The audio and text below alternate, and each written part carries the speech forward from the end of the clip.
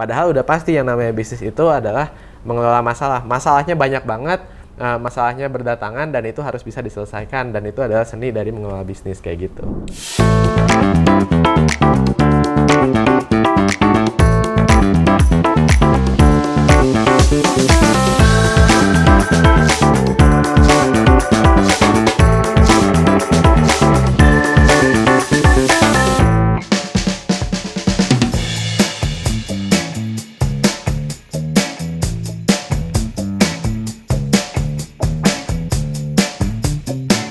Halo Sobat Karir, selamat datang kembali di Bisek, Bisnisnya volume keempat. Dan buat teman-teman yang belum tahu, Bisek ini merupakan salah satu acara buat teman-teman calon wirausaha di luar sana yang sedang mencari insight.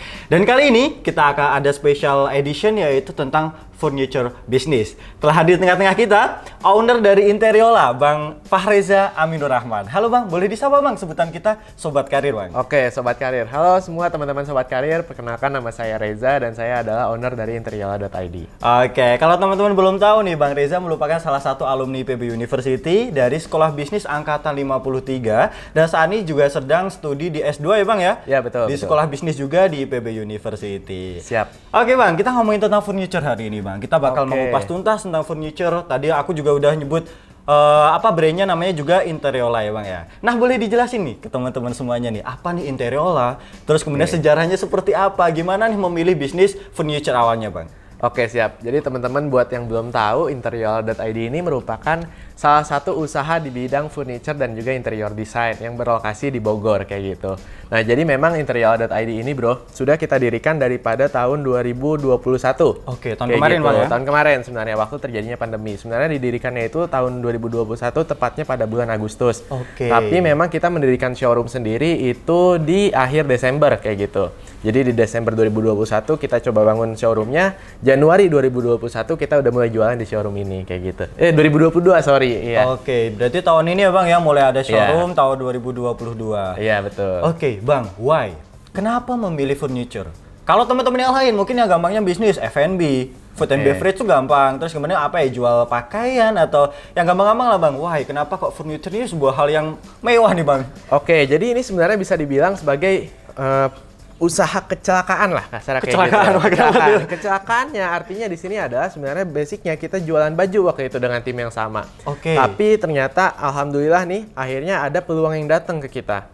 Nah, jadi kebetulan bokapnya teman gue, partner gue di sini itu adalah seseorang yang punya usaha di bidang furniture, terutama di pabrikasi kayak gitu. Oke. Di mana produk-produk dari yang dijual oleh perusahaan ini disuplai kepada dekor rumah, juga IKEA, Informa, dan lain-lain. Intinya adalah perusahaan-perusahaan besar kayak gitu.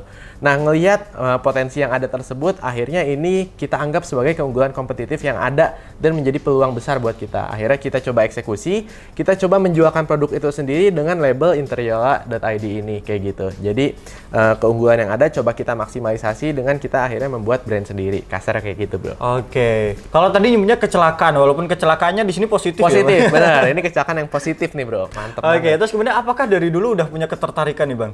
Terjun di dunia furniture Bang? Kalau ketertarikan di bidang furniture sebenarnya memang kita nggak pernah kepikiran kasarnya kayak gitu. Tapi gue pribadi itu punya selera seni yang lumayan lah bisa dibilang kayak gitu. Jadi gue suka nih setiap kita ngedekor rumah orang, setiap kita memberikan estetika terhadap orang, akhirnya orang nyaman, orang suka, itu gue suka gitu ngejalaninnya. Jadi bisa dibilang walaupun memang kasarnya kecelakaan di bidang positif, tapi kecelakaannya sangat gue gue apresiasi lah karena ini kecelakaan yang baik gitu, karena berhubungan juga dengan seni-seni yang gue suka kayak gitu, bro. Oke, berarti berawal dari diri sendiri ya Bang ya? Iya, betul. Nah, kalau berawal dari diri sendiri Bang, menurut Bang Eja nih, Bang Eja aja ya panggilannya ya. Nah, kalau teman-teman nih, apakah kita harus menjalankan bisnis itu benar-benar dari keinginan diri sendiri, emang bisnis yang bidang yang kita suka Bang? Oke, gue ngerasa gini, selama gue ngejalanin bisnis, selama kita juga suka dengan bidangnya, itu akan ada percepatan yang jauh lebih cepat daripada hal-hal ataupun bisnis yang kita jalanin dengan ada ketertarikan di situ kayak gitu. Artinya apa? Passion kita di situ akhirnya bertambah.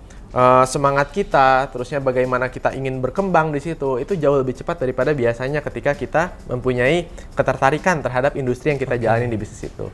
Makanya ketika di industri ini, kita ngelihat ternyata ada estetika yang bisa gue berikan kepada orang atau calon konsumen, gue seneng. Nah, dimana senengnya itu akhirnya berdampak positif juga terhadap perkembangan Bisnis ini. ataupun percepatan daripada perusahaan kayak gitu. Oke, jadi penting banget ya teman-teman ya, kalau ingin memulai bisnis jangan lupa ditanya diri sendiri, suka nggak nih sama bisnisnya gitu. Betul, tapi bukan berarti itu juga menjadi batasan gitu. Oke, nggak jadi patokan emang Betul, ya? nggak jadi patokan. Kalau memang ternyata kita nggak suka dengan bisnisnya, tapi peluangnya besar, why not Why kita not? jalanin gitu. Ya udah, tetap kita harus upayakan karena peluang tersebut lah yang harus kita ambil dan kita maksimalkan. Cuan kayak is number one. Itu dia. Bener. Cuan bener. Cuan is number one. Harus cuan bro, karena bisnis kalau nggak cuan ya bukan bisnis. Gitu. Bener banget ya, bisnis harus cuan. Harus Karena cuan. Kita harus melihat peluang ya, walaupun tadi passion, apakah suka atau enggak itu nomor 2 lah ya, Bang. Betul. Ya. Tetap yang pertama tetap Betul, cuan. betul. Oke Bang, terkait dengan menjalankan untuk bisnis ini Bang. Wah ini furniture banyak, apakah Bang Eja ini menjalankan sendiri? Solo karir nih Bang, terus apa atau punya tim nih Bang? Oke, jadi memang tim gue ini adalah tim yang solid. Jadi kalau misalkan menjawab pertanyaan tadi, gue punya tim yang benar-benar solid menurut gue. Dari sisi ownership, tim manajemennya kayak gitu. Kita memang adalah tim yang berupaya ataupun passionate di sini kayak gitu. Nah, kita juga punya tim di bawah kita yang memang sangat-sangat mendukung untuk pada industri ini berkembang kayak gitu. Dimana tim ini kompak, semangatnya juga luar biasa dan akhirnya bisa berdampak positif terhadap perusahaan kayak gitu. Oke, terus kemudian untuk sejauh ini Bang, udah berapa nih Bang karyawannya Bang? Boleh di-spill dong? Kita kalau misalkan tim kita di sini itu ada 5 orang sampai sejauh ini. Sebenarnya 7 tapi kemarin 2 kita baru resign kayak gitu karena memang kita mencoba untuk sekarang ini lebih mengompakkan lah kasarnya kayak gitu tim-tim yang memang udah ada sebelumnya kayak gitu. Nah di sini posisinya sekarang kita lebih banyak bermitra. Oke. Jadi tim kerjasama. intinya mungkin memang 5, manajemennya 5 gitu ya. Jadi kita sekarang ber-10, tapi mitra kita di luar sana yang banyak kayak gitu. Jadi ada mitra di sisi pabrik, ada mitra di sisi marketingnya kayak gitu, ada mitra di sisi keuangan dan lain-lain. Jadi intinya banyak pihak yang akhirnya terjun di industri ini kayak gitu. Oke Bang. Kalau boleh tahu Bang, untuk Interiola ini apakah berjalannya tuh hanya sekedar store di sini? Atau memiliki kalau kasarnya ada teman-teman mahasiswa tuh yang jualannya tuh di IG, melalui sosial media. Nah, untuk pengembangannya tuh Interiola tuh seperti apa, Bang? Oke, jadi memang kita fokusnya di offline dan di online kayak gitu. Oh, dua-duanya. Ya, Oke. tapi kalau misalkan dilihat dari sisi keuangan ya, memang online ini sekarang lebih tinggi daripada offline-nya kayak gitu. Nah, kita membangun offline store itu tujuannya adalah salah satunya untuk membangun trust. Oh, trust. Jadi, oke. kenapa penting untuk adanya trust pada industri di furniture ini?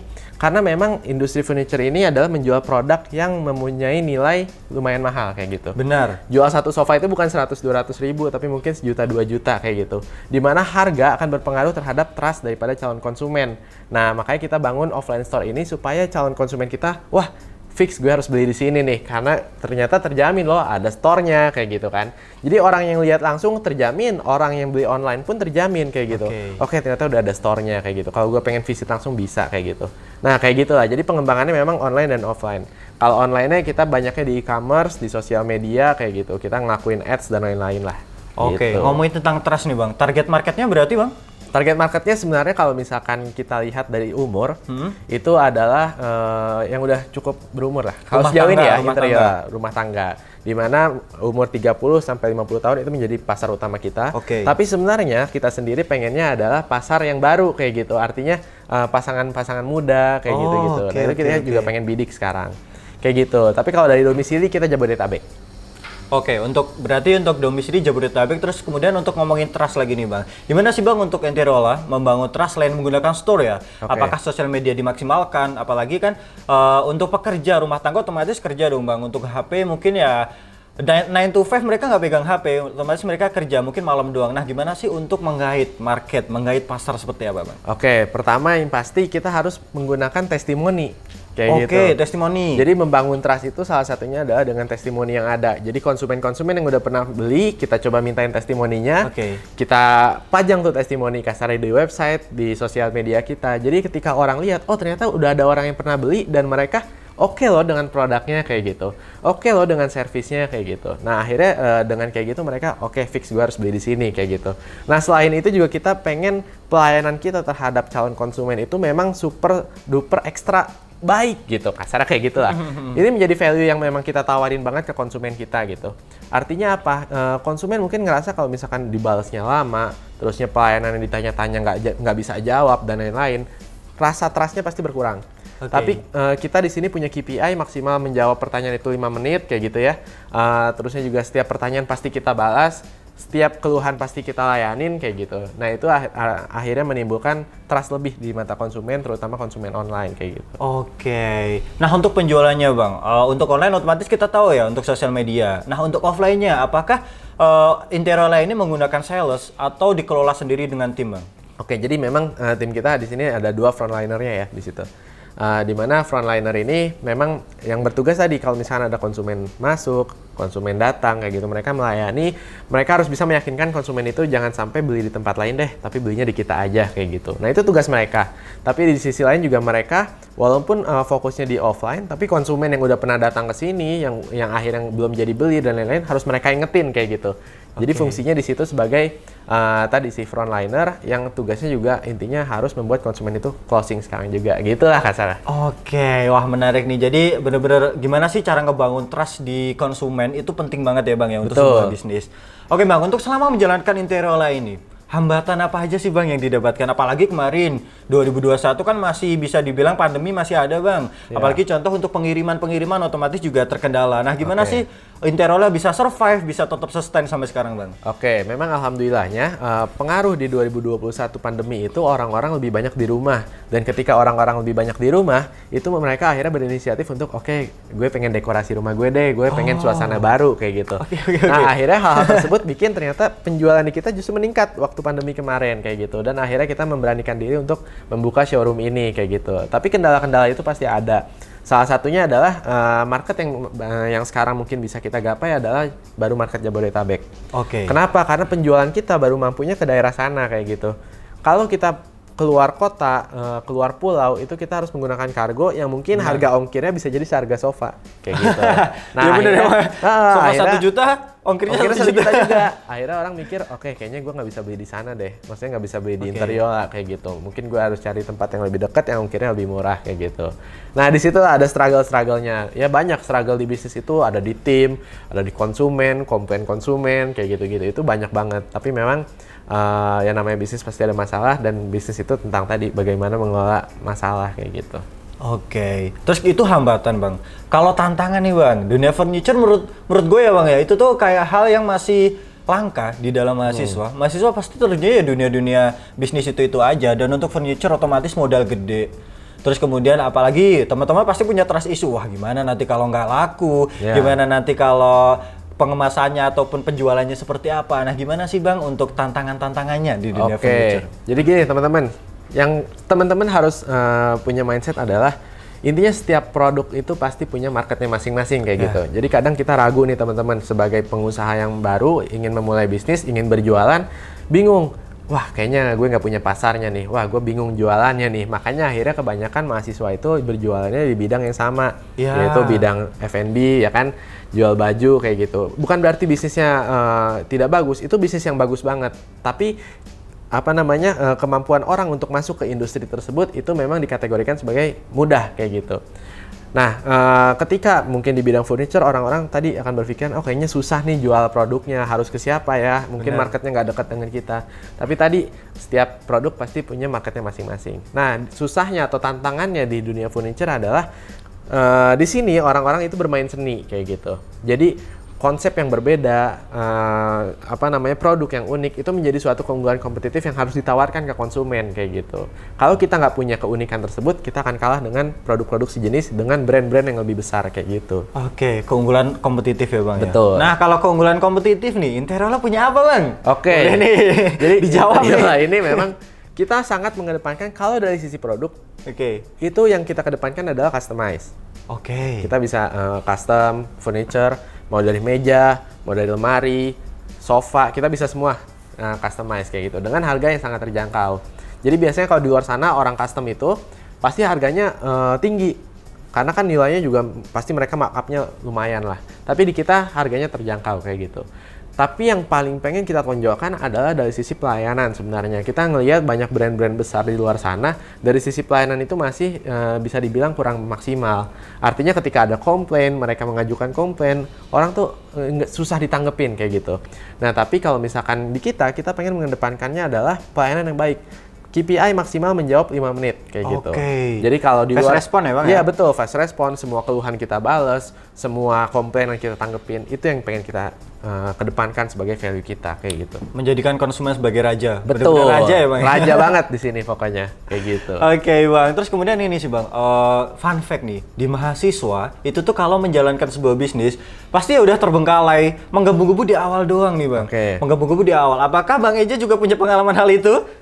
Iya, jadi gini, alhamdulillahnya gue dari lulus SMA Iya. itu cita-citanya memang pengen jadi pengusaha gitu. Dari awal. Dari awal. Jadi ketika gue gagal gitu ya, gue tuh pengennya tetap, aduh kayaknya gue harus usaha lagi. Karena gue ngerasa usaha ini kayak passion. Oke. Jadi setiap gue gagal, gue bikin brand baru, itu gue seneng gitu. Oke, gue harus nyiptain baru. Gue harus bikin kira-kira value-nya apa yang bisa gue tuangin di brand ini kayak gitu. Itu harus gue bikin, gue tuangin ke produknya untuk gue sampein ke calon konsumen nanti. Dan gue ngerasa di situ oke, gue seneng banget nih di sini. Nah, perlu teman-teman ketahui, mungkin yang akhirnya banyak bikin orang, oke, gue gagal, udah gue cukup, itu adalah ketika mereka ngerasa bisnis ini gampang dan bisnis ini menguntungkan kayak gitu. Yeah. Jadi ketika mereka terjun, mereka bisnis, ayo duit datang dong ke gue, duit datang dong kayak gitu. Ternyata duitnya nggak datang gitu kan. Akhirnya mereka bilang, ya kemana nih duit nggak datang. Ya udahlah, gue nggak usah di dunia ini lagi, gue nyari duit di dunia yang lain aja gitu. Akhirnya mereka ngerasa bisnis ini nggak segampang itu dan akhirnya mereka exit. Padahal udah pasti yang namanya bisnis itu adalah mengelola masalah. Masalahnya banyak banget, masalahnya berdatangan dan itu harus bisa diselesaikan dan itu adalah seni dari mengelola bisnis kayak gitu. Oke, terus kemudian untuk menjadi seorang wirausaha nih, Bang, apakah mindset itu sepenting itu, Bang, untuk menjalankan sebuah bisnis? Dan apakah selama Bang Eja nih, selama berkarir di dunia bisnis, apakah Bang Eja punya mentor? Dan kalaupun ada, menurut Bang Eja, sosok mentor itu sepenting apa sih, Bang? Oke, ini gue jawab yang mentor dulu ya. Yeah. Jadi mentor ini kalau di skalain dari 1 sampai 10 menurut gue angkanya adalah 10 gitu. Artinya penting banget. Peran mentor di sini adalah berbagi pengalaman, menjadi sosok yang mengajarkan kita untuk bisa melewati masalah-masalah yang mungkin akan kita hadapi kayak gitu. Intinya dengan adanya mentor, dengan adanya pembelajaran yang diberikan mentor, kita bisa loncat kayak gitu. Ya, Kita oke. mungkin kalau naik tangga ada 10 anak tangga, kita bisa dari 3 loncat ke 7 langsung kayak gitu. Intinya banyak yang bisa kita lewatin. Nah, disitulah pentingnya mentor. Nah, ini ada kata-kata sederhana dari mentor gue yang emang secara kata-kata ini sangat-sangat biasa saja, tapi mungkin Simple. maknanya dalam kayak gitu. Simpel tapi dalam. Iya. Oke. Gimana Mungkin tuh, tadi Bang? kita juga udah bahas, bro. Jadi gini, seburuk-buruknya catatan lebih baik daripada sebaik-baiknya ingatan. kayak gitu. Seburuk-buruknya catatan lebih baik daripada sebaik-baiknya ingatan. Sebaik-baiknya kata. Oke, jadi Jadi mencatat gitu. itu penting banget berarti Penting intinya. banget. Itu adalah salah satu hal sederhana yang diajarin mentor kita ketika kita menjalankan bisnis ini dan ternyata dampaknya sangat banyak gitu. Oke. Nah, hal-hal kayak gitulah yang akhirnya menjadi wah oke ini pembelajaran penting dari mentor kayak gitu. Dan sampai sejauh ini masih diterapkan ya, Bang, otomatis ya? Betul, kita pajang di papan tulis itu besar-besar gitu ya supaya semua orang tahu ketika kita melakukan kegiatan harus dicatat dulu. Nah, catatan inilah yang akhirnya penting untuk jadi guideline kita melakukan aktivitas ke depannya kayak gitu. Oke. Terus kemudian nih, Bang, pertanyaan masih belum dijawab. Oke. Apa sih yang harus dipunyai mindset sama seorang wirausaha? Wirausaha tuh harus punya mindset apa? Sama gimana sih tadi menjawab yang tadi untuk terlepas atau survive dari sebuah bisnis yang nggak bisa sustain itu gimana sih, Bang? Oke, jadi intinya kalau soal mindset itu adalah tentang bagaimana bisnis ini nggak semudah itu sih menurut gue kayak Ya. gitu.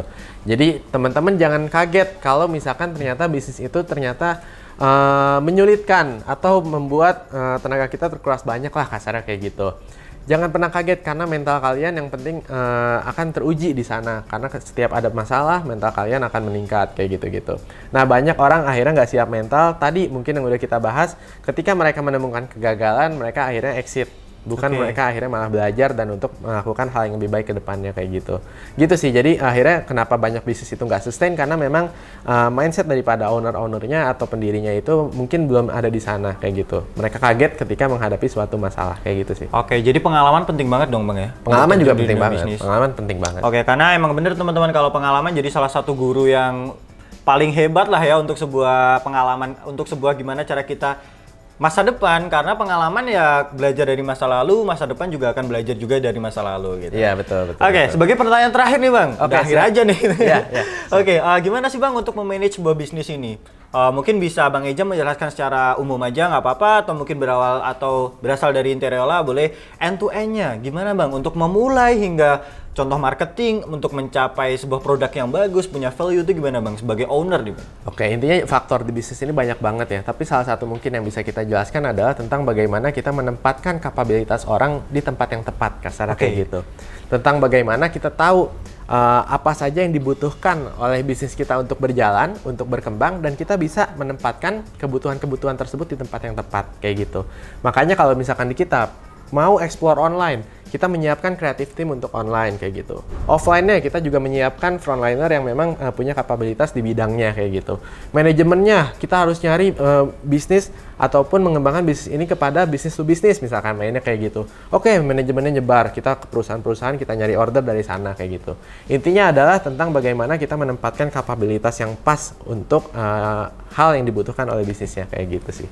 Oke, jadi seperti itu teman-teman ya, harus benar-benar tahu seperti apa bisnis teman-teman. Jadi kalau teman-teman memahami bisnisnya seperti apa, teman-teman memahami karyawannya seperti apa. Jadi kan harus ada chemistry juga ya Bang ya? Betul. Antara owner sama karyawan itu juga harus ada chemistry. Betul banget. Oke, sebagai terakhir nih Bang, last for the last nih. Untuk closing statement, tips and trick boleh banget disampaikan ke teman-teman yang saat ini sedang membuat ataupun merintis dunia wirausaha Bang. Oke, jadi memang sebenarnya di luar sana udah banyak banget quotes-quotes yang diberikan oleh orang-orang yang udah sukses misalkan kayak gitu ya teman-teman. Tapi intinya yang pengen gue kasih tahu di sini adalah tadi ketika kita ingin memahami bisnis kita secara langsung gitu ya, kita nggak bisa hanya mengedepankan bahwa oke, kita bikin bisnis, gue bosnya di sini, lu kerja kayak gitu. Kita nggak bisa kayak gitu teman-teman. Yang harus kita lakukan awal-awal adalah kita tentang bagaimana kita sebagai owner terutama ataupun manajemen untuk turun langsung kepada bisnisnya, terjun langsung kepada bisnisnya untuk tahu masalah yang ada di sana itu apa. Dan yang paling penting adalah ketika kita turun langsung tersebut, kita menjadi tidak mudah ditipu teman-teman oleh orang-orang ataupun mitra yang mungkin bekerja sama dengan kita ke depannya kayak gitu. Karena tadi core bisnisnya kita udah menguasai. Nah kayak gitu. Jadi intinya kalau bisa dirangkum, jangan gengsi. Di bisnis itu jangan gengsi teman-teman. Turun langsung, kita turun langsung. Jangan Dibutuhin di lapangan, kita turun juga kayak gitu. Gitu sih. Oke, jadi kuncinya teman-teman nggak boleh bosi sebagai owner ya Bang ya? Iya kasarnya, bosi mungkin nanti kalau udah sukses, udah gede, boleh kayak gitu. Udah sustain uangnya ya? Iya, tapi ketika kita memulai bisnis, kita bosi, bisnisnya hancur kayak gitu. Iya benar. Jadi kalau untuk merintis, teman-teman juga harus take action Betul. bersama dengan karyawan. Jangan takut capek, jangan takut gengsi sih. Jangan takut capek, jangan takut gengsi. Oke, luar biasa sekali. Terima kasih Siap. Bang Eja sudah membersami kita semua. Banyak insight yang bisa kita dapatkan. Teman-teman juga pastinya mencatat banyak hal juga. Sobat karir yang apalagi saat ini sedang merintis wirausaha juga pastinya dapat insight banyak dari Siap. Bang Eja. Terima kasih semuanya. Oke, sekali lagi juga terima kasih pada teman-teman semuanya yang sudah menonton Bisek volume keempat ini. Harapannya teman-teman juga mendapatkan insight lebih banyak lagi dalam bisnis, apalagi teman-teman yang sedang untuk merintis bisnis saat ini. Oke, sampai jumpa lagi teman-teman semuanya di volume kelima. Bye-bye Sobat Karir. Bye-bye, thank you semuanya Sobat Karir.